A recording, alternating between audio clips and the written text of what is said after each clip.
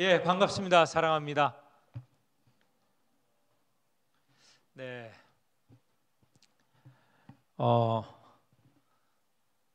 조금 또 말씀을 안 드렸더니 또 뒷자리로 가시네요. 늘 박현자 권사님이 기준이 되는 것 같아요. 박현자 권사님 옆에 신용분 권사님이시죠? 맞나요? 아닌가요? 제가 잘 안 보여서 그 앞으로 앉아주시기 바랍니다. 다음 주부터 그 앞줄로 앉아주시기 바랍니다. 그렇게 하실 수 있죠? 예. 뒷자리에 앉아 계신 분, 그 박현자 신영분 그리고 제 아내이죠? 네. 그리고 누군지 김점식 집사님, 네, 그 앞으로 앉아주시기 바랍니다. 제가 잘 안 보여요 이렇게. 그러니까 앞자리에 앉으셔야 제가 쳐다보면서 얼굴 보면서 말씀을 전할 수 있어요. 네.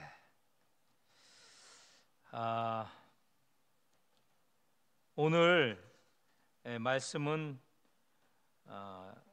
설교 제목에 예루살렘에서라고 1번으로 말씀 번호를 매겨놨습니다. 앞으로 2번, 3번 이렇게 나갈 것 같습니다.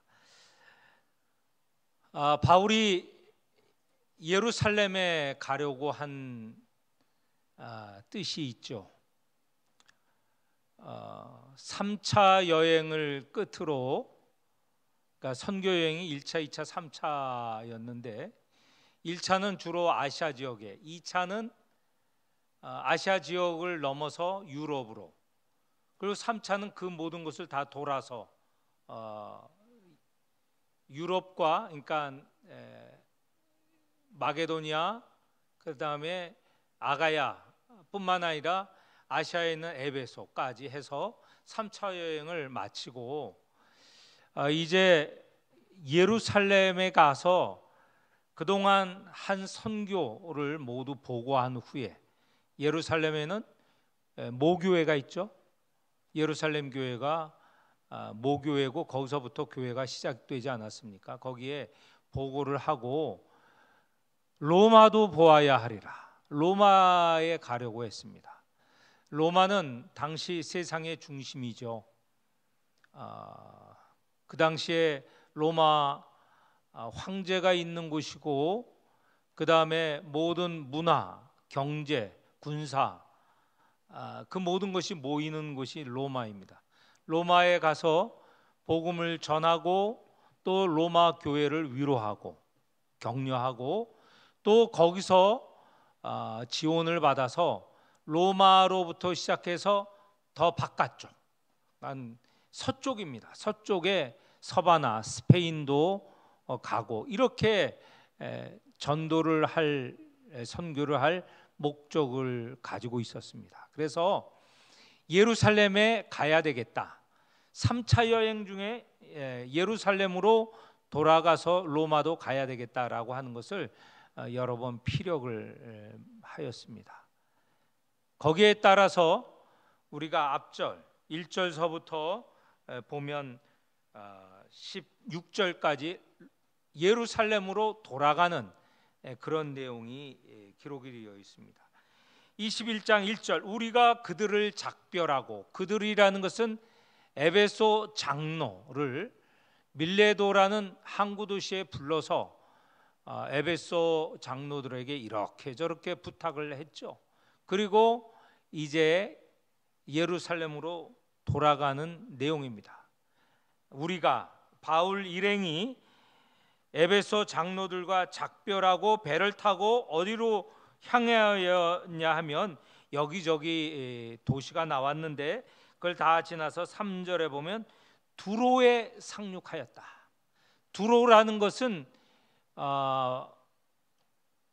팔레스타인, 다시 말해서 예루살렘이 있고 유다가 있고 그 다음에 사마리아가 있는 지역과 가까운 도시입니다. 두로에 도착을 하였고, 거기서 며칠을 머뭅니다. 4절에 보면 한 7일을 머물고 있었는데 4절 중반에 보면 그 두로에 있는 제자들이 바울에게 이렇게 말합니다. 예루살렘으로 들어가지 마십시오. 근데 예루살렘으로 들어가지 마십시오라고 할 때 그 말은 임의대로 말하는 것이 아니고 성령의 감동으로 이렇게 이야기가 되고 있어요. 지금 바울은 예루살렘을 향하여 저 밀레도에서 배를 타고 이리저리 갔다가 지금 여기 두로에 도착했는데 두로에 있는 제자들은 예루살렘에 가지 말라고 하는 거예요. 지금 바울이 선교 여행 지나간 오랫동안의 선교 여행을 마치고 예루살렘으로 가고 있는데 가지 말라는 거예요. 그런 것을 듣고는 헤어져서 가이사랴로 향합니다. 7절에 보면 돌레마이 지나서 8절에 보면 가이사랴. 이 가이사랴는 유다 지방 예루살렘으로 가는 길목이에요. 당시 그 이스라엘 식민지 총독, 로마 총독이 어디에서 머물렀냐면 예루살렘에 머무는 게 아니에요. 우리는 예루살렘이 중심 도시이니까 거기에 머물 것으로 생각하는데 그게 아니고 이 가이사랴라는 도시에 머물고 있었어요. 그래서 그런데 이 총독이 예루살렘에 중요한 일이 있을 때는 그때 이제 예루살렘으로 가는 거예요. 이 가이사랴가 총독이 있던 도시입니다. 거기 가이사랴에 이르렀습니다. 그런데 가이사랴에 누가 있었냐면 8절에 보니까 빌립이 있었어요. 빌립은 예루살렘 첫 7 집사가 있었죠. 그 집사 가운데 한 사람, 7 집사 가운데 한 사람이 또 스데반도 있죠. 스데반은 최초의 순교자 아닙니까? 그와 함께 뽑혔던 7 사람 중에 한 사람인 빌립. 이 사람은 전도를 열심히 한, 또 전도, 여기 보면 전도자라고 표현이 되어 있습니다. 이 빌립이 그 에티오피아 네시에게 복음을 전하였죠. 사도행전 앞부분에 나와 있고, 또 그 이전에 이 사마리아 지역에 복음을 전한 사람이 또 빌립입니다. 이 전도자예요. 전도를 잘했던 사람인데 이 빌립이 이 가이사랴에 머물고 있었고 그 딸들도 예언하는 능력이 있었던 사람입니다.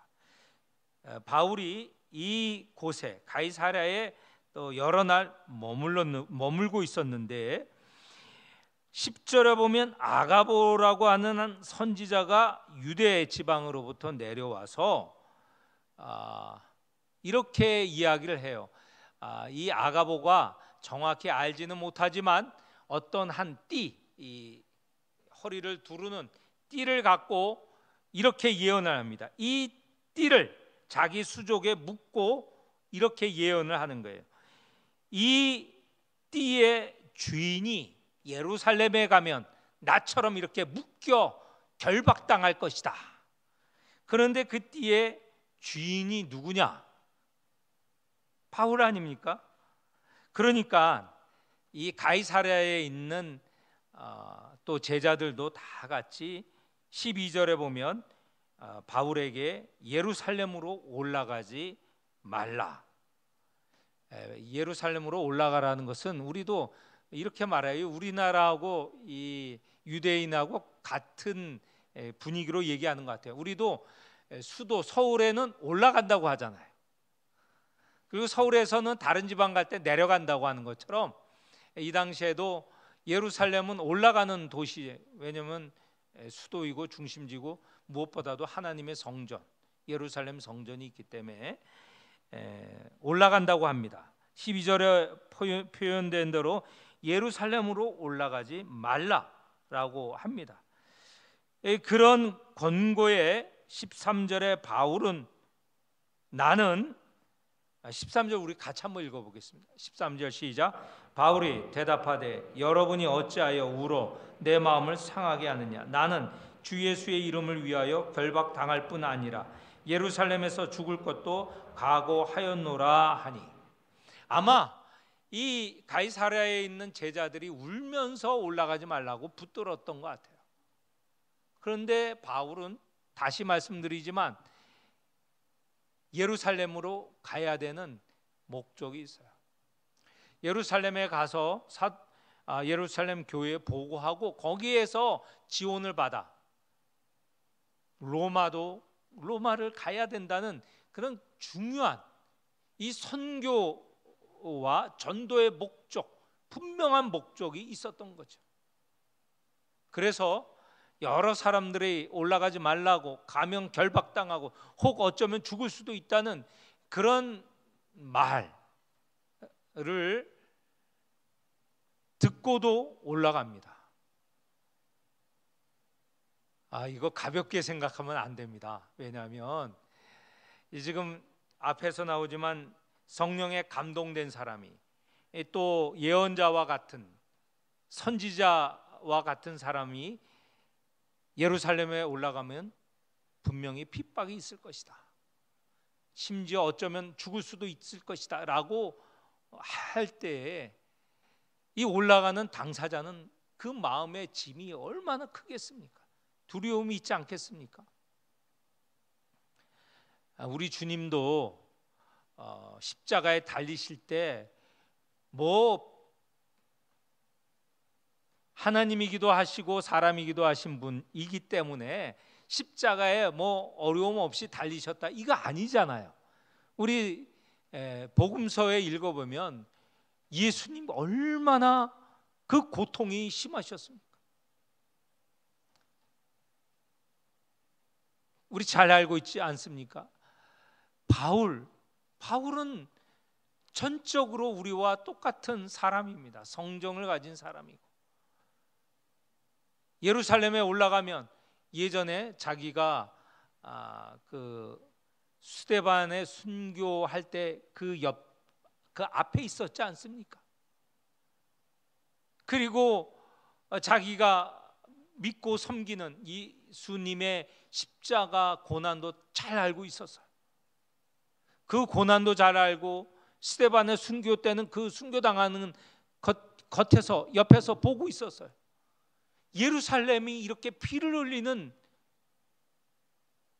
그런 장소고 자기도 그럴 수 있다는 것인데 그럼에도 불구하고 여러 사람들의 권고를 들으면서 올라가는 것, 이 대단한 일이죠. 14절에 그가 권함을 받지 않고 올라가지 마십시오 하는 말을 듣지 않고 우리가 주의 뜻대로 이루어지이다 하고 그쳤노라. 그가 권함을 받지 아니하므로 그래서 다른 사람들 주변의 사람들이 주의 뜻대로 이루어지기를 바랍니다. 이렇게 물러설 수밖에 없습니다. 바울의 그 의지가 너무 분명하기 때문에 그 바울의 의지 결심에 의해서 15절 이 여러 날 후에 여장을 꾸려 예루살렘으로 올라갈세. 이 말 한마디는 그 속에 이런 방금도 말씀드린 여러 가지 그 예루살렘에서 일어날 그 비극적인 것을 각오하고 올라가는 모습을 언급을 하고 있습니다. 드디어 예루살렘에 도착을 했습니다. 17절 이하에 예루살렘으로 도착하여서 먼저 바울이 야고보와 장로들이 있는 곳에 가서 문안했습니다. 문안하고 자기를 통하여서 하나님이 이방 가운데 사역하신 하나님의 선교라고 하죠. 오늘날 이것을 하나님의 선교라고 합니다. 선교의 주체는 하나님이시다. 선교의 주체를 예전에는 교회라고 잘못 생각했어요. 교회라고 잘못 생각했어요. 교회가 중심이 되어서 선교한다고 했는데 그게 아니고 하나님이 주체이시고 그리고 교회를 사용하셔서 선교를 하시는 것이죠. 여기에 보면 바울의 고백이 그렇습니다. 19절에 하나님이 자기의 사역으로 말미암아 이방 가운데 하신 일, 선교를 하신 분은 하나님 당신 자신이다, 이렇게 말하는 것이죠. 하나님이 하신 일을 낱낱이 말하였습니다. 그랬더니 예루살렘 지도자들이 하나님께 영광을 돌렸습니다. 그런데 문제는요, 이때 예루살렘 교회 구성원을 우리가 좀 이해할 필요가 있습니다. 그래야 20절 이하의 말을 우리가 이해할 수 있는데, 이 당시가 한 57년, 지금은 2023년이잖아요. 그런데 이 바울이 예루살렘에 올라간 시기가 57년입니다. 57년. 57년이라는 이 시기가 어떤 시기냐? 한 3년 전에 로마의 네로 황제가 즉위를 했어요.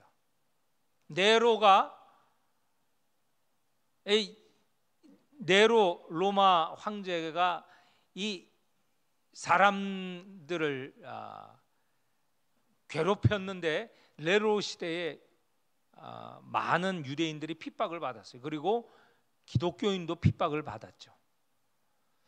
그리고 66년, 그러니까 바울이 예루살렘에 도착한 후 한 9년 지나면 66년에서 70년 사이에 유대 전쟁이 일어나요. 유대 민족주의자들이 로마에 저항하여서 민족 전쟁이 일어나요. 근데 막강한 로마군에 의해서 예루살렘이 철저하게 붕괴가 돼요. 수많은 사람이 죽어요.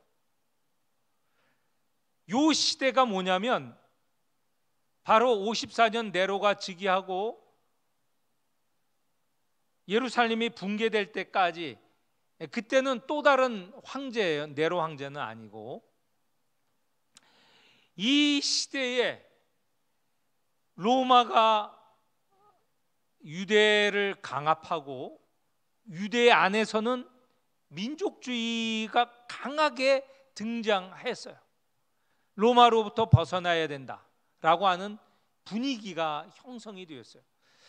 그런데 교회도, 예수를 믿는 교인들도 다른 유대인과 마찬가지로, 예루살렘 교회는 유대인들이 주로 유대인들이니까 민족주의적인 그런 기독교인이에요. 그럼 교회 안에서도 자기 전통을 중요시하고 로마에 대해서 부정적인 생각이 있다는 거예요. 그럼 민족주의적인 것을 강화한다라는 것은 뭐냐면 무엇이겠습니까? 율법을 중요하게 생각하고 기독교인이지만 할례도 받아야 되고 또 유대 문화, 전통을 지켜야 된다라고 생각하는 사람들이 있었다는 거예요. 그래서 오늘 우리가 좀 이런 배경을 두고 이해해야 20절, 21절을 이해할 수 있습니다. 제가 읽어보겠습니다. 그들이 예루살렘 지도자들이죠, 교회 지도자들 듣고 하나님께 영광을 돌리고 바울더러 이르되 형제여 그대도 보는 바에 유대인 중에 믿는 자 수만 명이 있으니, 이거는 지금 예수를 믿는 유대인들이에요. 예수에게로 온 지금 유대인들이죠. 다 율법의 열성을 가진 자라. 네가 이방에 있는 모든 유대인을 가르치되 모세를 배반하고 아들들에게 할례를 행하지 말고 또 관습을 지키지 말라 한 다음을 그들이 들었도다. 그러면 어찌할꼬? 이게 다시 말해서 이 당 예루살렘 교회 교인 가운데 이런 그 모세와 율법을 그리고 관습을 존중한 교인들이 많았다는 거예요. 그래서 이 바울에 대해서 오해할 수 있는 여지가 있다는 거예요. 바울이 모세를 부정한 건 아니거든요. 배반한 거 아니고 할례를 행하지 말라라고 말한 것은 믿음보다 할례를 더 중요하게 할 때에 부정한 것이지, 할례 자체를 유대인들이 할례를 행하는 것을 하지 말라고 앞장섰던 것은 아닙니다.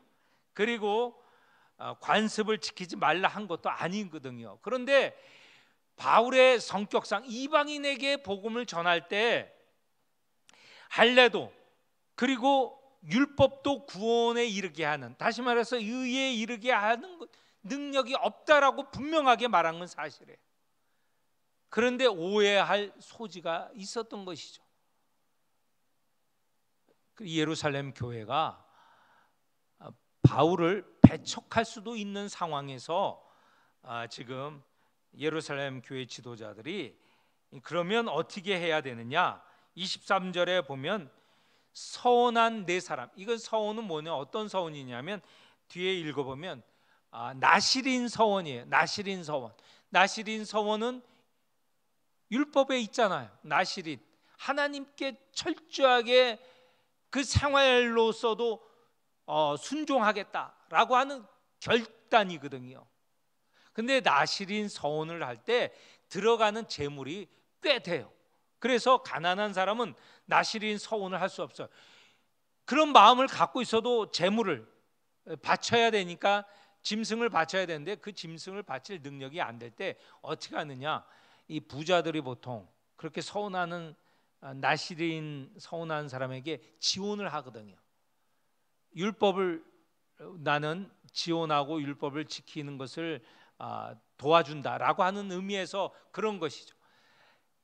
이렇게 나실인 서원을 하려고 하는 사람 넷이 있는데 바울 보고 네가 그 서원하는 것을 지원해 주라. 그러면 네가 율법을 잘 지키는 줄 이 사람들이 알고 있을 것이다.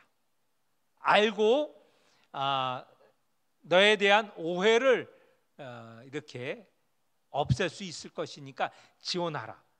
바울이 그것을 받아들였어요. 바울은 믿음으로만 강조한 사람이지만 여기에 예루살렘 교회에 가서는 이 믿음으로를 부정한 것이 아니고 혹시 오해하여 그 복음을 전하는 것, 그리고 지금까지 하나님께서 하신 일, 하나님의 선교 자체도 부정당할까 봐 그는 당시의 그 민족, 자기의 민족의 그 관습을 받아들인 것이. 우리 이걸 바울에게서 배워야 합니다. 우리는 진리는 우리가 타협을 하면 안 됩니다. 진리는 타협을 해서는 안 돼요. 그렇지만 관습, 문화는 우리가 언제든지 그것은 타협할 수 있는 거예요.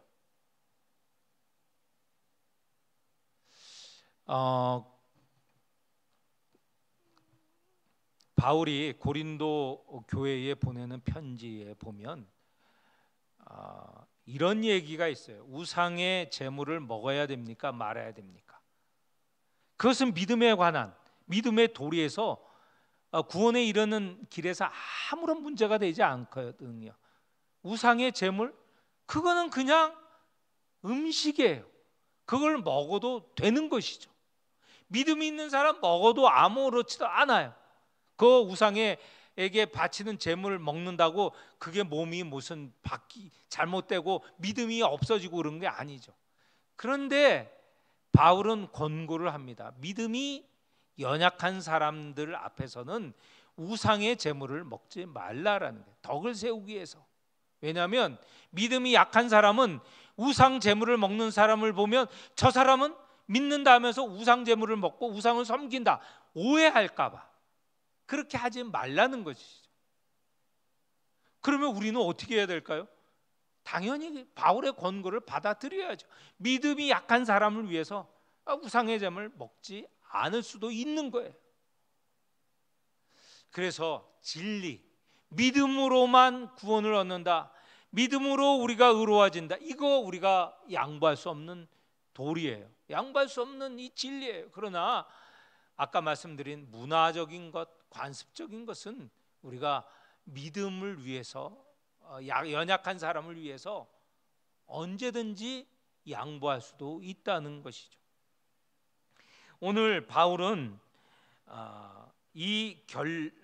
나실인 서약을 한 사람을 위하여서 지원하고, 그리하여서 바울 자신이 율법을 부정한 것이 아니에요. 율법은 바울이 요새 새벽에 로마서를 공부하면서 우리가 배우지 않습니까? 율법은 사람들이 자기가 죄를 지었고 사망에 이른다는 것을 깨닫게 하는 그런 귀한 진리예요. 그러나 그 율법을 지켜서 의로워진다는 것은 어떤 사람도 가능하지 않다라는 것을 말하는 것이 또 바울의 진리이고요, 바울의 말씀인 진리이고요, 그리고 오직 예수 그리스도의 십자가, 그 의를 통하여서 우리가 구원에 이르게 된다라는 것도 진리예요.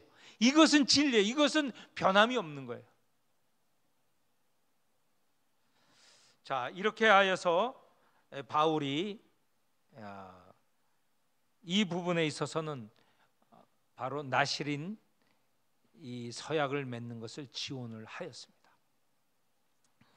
그런데 27절 넘어가서 이후에 보면 문제는 저 바깥에서 온 유대인들이 문제예요. 이 사람들은 교회, 유대 그 문화, 율법을 존중하는 그리스도인이 아니고, 이 사람들은 철저히 그냥 유대인들이에요. 율법에 매여 있는 유대인들이 27절에 보면 아시아로부터 온 유대인들이 문제가 된 것이죠.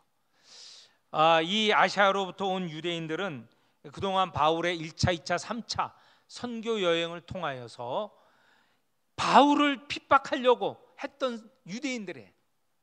같은 동족이지만 예수의 도는 부정하고, 이 바울은 어떤 자연가, 어떻게 생각하고 있었는가, 28절에 보면 이렇게 하는 거예요. 이 사람들이 바울에 대해서 주장한 바는 28절에 나와 있습니다.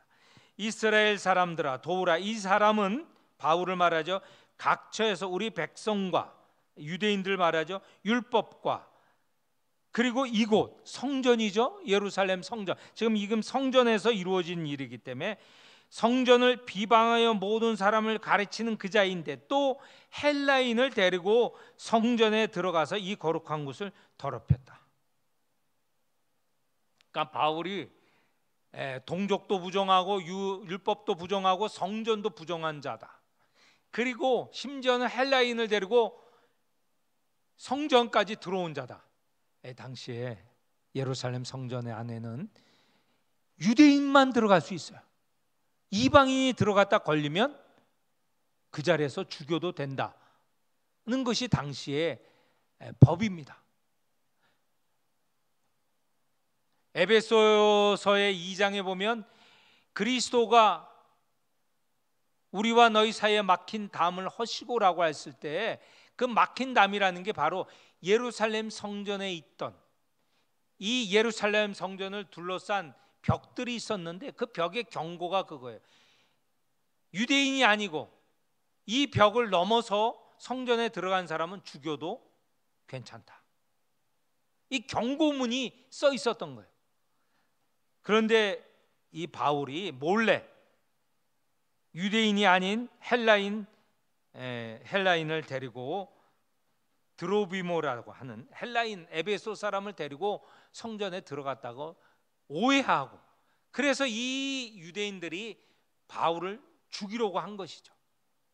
이 바울을 죽이려고 하는 것이 얼마나 집요했나 하면 30절에 보면 온 성에 온 성이 소동하여서 백성들, 유대인들이죠, 달려와 바울을 잡아 성전 밖으로 끌고 나갔다. 그리고 문들을 닫아버렸습니다. 성전 안에서는 사람을 죽일 수가 없어요. 성전 안에서는 사람의 피를 흘릴 수가 없습니다. 그러니까 성전 안에 있는 이 바울을 잡아서 성전 밖으로 끌고 갔어요. 그리고 성전 문을 닫았어요. 왜냐하면 바울이 그쪽으로 다시 들어가면 잡아 죽일 수 없으니까. 이게 죽이려고 아주 그냥 이 힘쓰는 모습이 보입니다. 그리고 31절, 그들이 그를 죽이려고 한다는 소문이 온 예루살렘에 막 진동하는 거예요. 그것을 31절에 보면 로마 천부장이 듣게 되었습니다. 로마 예루살렘을 지키고 있던 로마 식민지 군대의 천부장이 듣고 이게 무슨 난리가 일어났는가 하고 달려온 것이죠. 그렇게 달려오니 이 32절에 이 바울을 치기를 그치는다. 바울을 죽이려고 했던 사람들이 멈췄어요. 그리고 바울이 천부장이 바울을 붙잡아서 이게 지금 사람들이 죽이려고 하니까 죽이지는 못하게 했는데 무슨 잘못한 일이 있는가 보다 하고 바울을 13절에 보면 두 쇠사슬로 결박하고 이제 끌고 가는 것이죠. 이런 가운데 무리들이 끌고 가는 바울을 향하여서 여러 가지 말로 합니다. 이런 죄가 있다, 저런 죄가 있다. 근데 바울이 얼마나 두들겨 맞았으면 걷기에 힘들었던 모양입니다. 35절 한번 보겠습니다. 35절 우리 제가 한번 같이 읽어볼까요? 시작. 바울이 층대에 이를 때 무리의 폭행으로 말미암아 군사들에게 들려가니, 여기 보면 바울이 폭행을 당하여서 아마 걷기에 힘들었던 것 같아요. 그러니 이 군인들이 그를 들어서 층대에 올라가야 하니까 올라갈 수 없으니까 들어서 아마